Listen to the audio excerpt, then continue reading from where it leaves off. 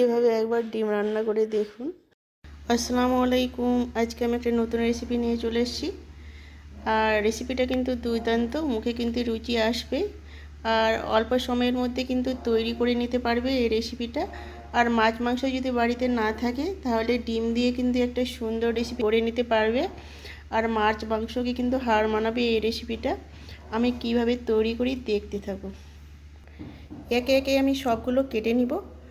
আর এখানে আমি দুটো টমেটো নিয়েছি, দুটো পেঁয়াজ নিয়েছি, মানে পেঁয়াজটাকে আমি খোসা ছাড়িয়ে নিয়েছি, 3টে ডিম নিয়েছি, এখানে ধনেপাতা নিয়েছি, এখানে পেঁয়াজ কলি নিয়েছি।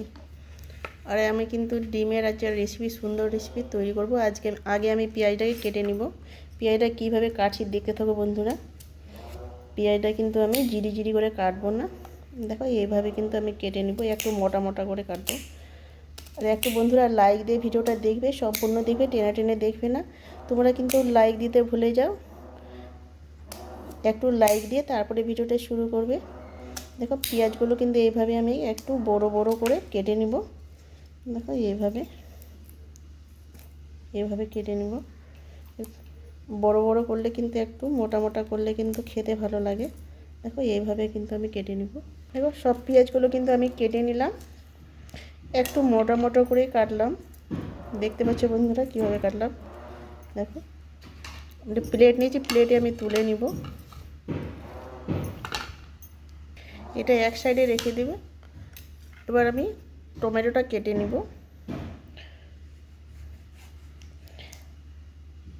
দেখো বন্ধুরা আমি কিভাবে কাটছি,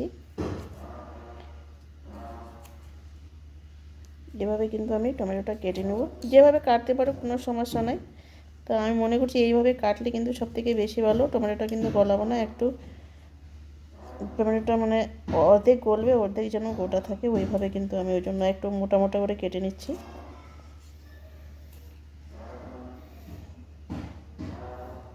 দেখো এইভাবে কিন্তু সবগুলো কেটে নিতে হবে। আমি দুটো টমেটো দিয়েছি, একটু যেন টক টক লাগে, খেতেও কিন্তু দুর্দান্ত লাগে যেন।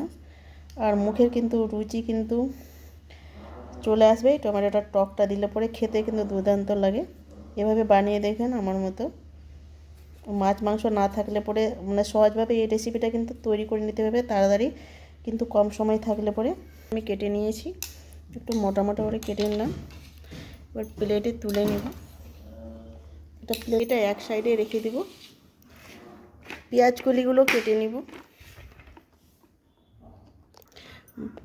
পেঁয়াজ কলির পরিবর্তে ক্যাপসিকামও দিতে পারেন, আরও খেতে দুর্দান্ত লাগে।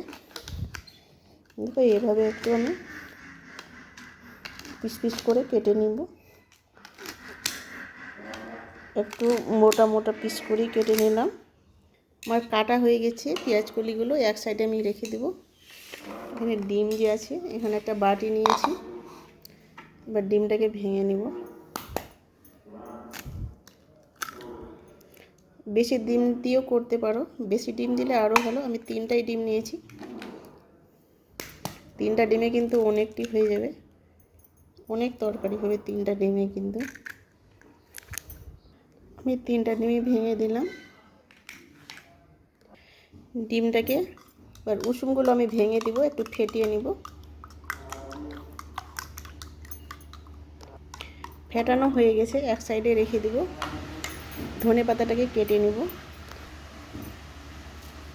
আর ধনে পাতা দিলে কিন্তু ঘ্রাণটা ভালো লাগে খেতে। ধনে পাতাটা কিন্তু আমাদের বাড়িতে খায়, আমি কিন্তু খুব পছন্দ করি ধনে পাতা দিয়ে তরকারিটা। আমাদের বাড়িতে কিন্তু সবাই পছন্দ করে না। এবার একটা প্লেটে তুলে নিব ধনে পাতাটা, এখানে পেঁয়াজ কলিটা, সবগুলো কিন্তু আমি কাটা হয়ে গেছে, সবগুলো আমি কেটে নিলাম। কড়াইটা গ্যাসে চাপিয়ে দিলাম। কড়াইটা গরম হয়ে গেছে, আমি তেল দিয়ে দেবো। তেলটা কিন্তু বেশি দিতে হবে না, অল্প করেই দিতে হবে। একটু তেলটাই কিন্তু এইভাবে কিন্তু কড়াইয়ের গায়ে গায়ে লাগিয়ে দিব। এইভাবে কিন্তু লাগিয়ে নিতে হবে।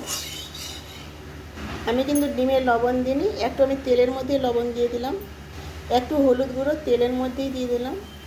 ভালোভাবে একটু আমি এইভাবে নেড়ে নেব। এবার ডিমটাকে দিয়ে দেব।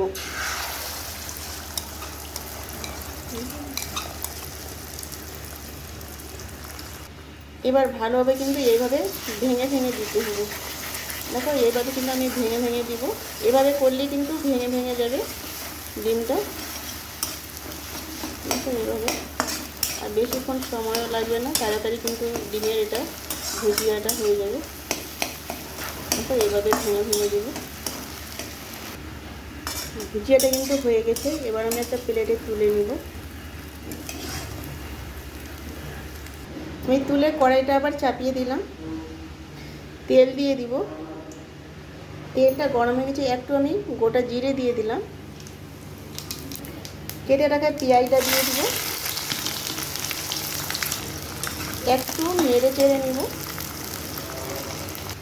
এবার পেঁয়াজ কলিটা দিয়ে দিব। পেঁয়াজ কলিটা দিয়ে একটু কিন্তু নেড়ে চেড়ে নেব।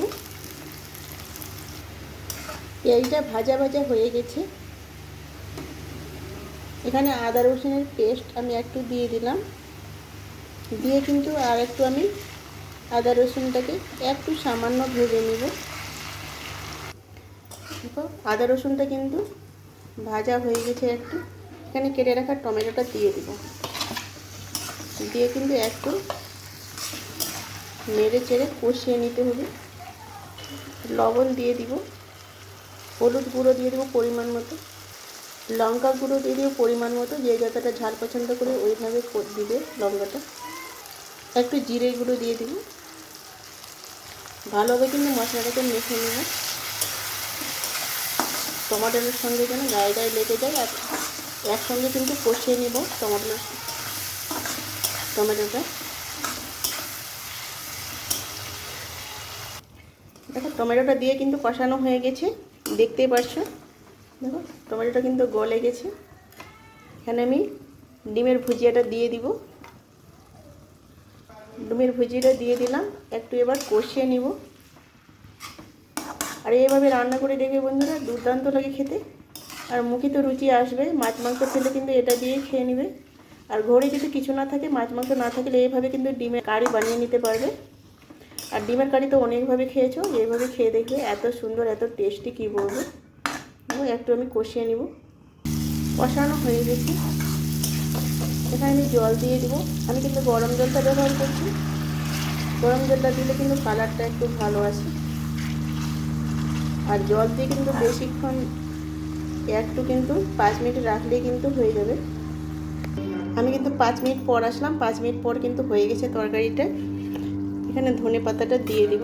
ধনে পাতা দিলে কিন্তু ঘ্রাণটা ভালো লাগে খেতে, আর না দিলে কোনো সমস্যা নেই। একটু ধনে পাতা দিয়ে একটু জাল দেওয়ার কোনো দরকার নেই। ধনে পাতাটা কিন্তু তাড়াতাড়ি সিদ্ধ হয়ে যায়। একটু আমি নেড়ে চেড়ে দেবো। আমি একটা বাটিতে পরিবেশন করে একটু দেখিয়ে দিচ্ছি। দারুণ হয়েছে না বন্ধুরা? দেখে কিন্তু লোভ লেগে যাচ্ছে। দারুণ হয়েছে, দেখেন কত সুন্দর, কালারটা খুব সুন্দর এসছে। এখানে ভিডিওটা শেষ করলাম। আল্লাহ হাফেজ।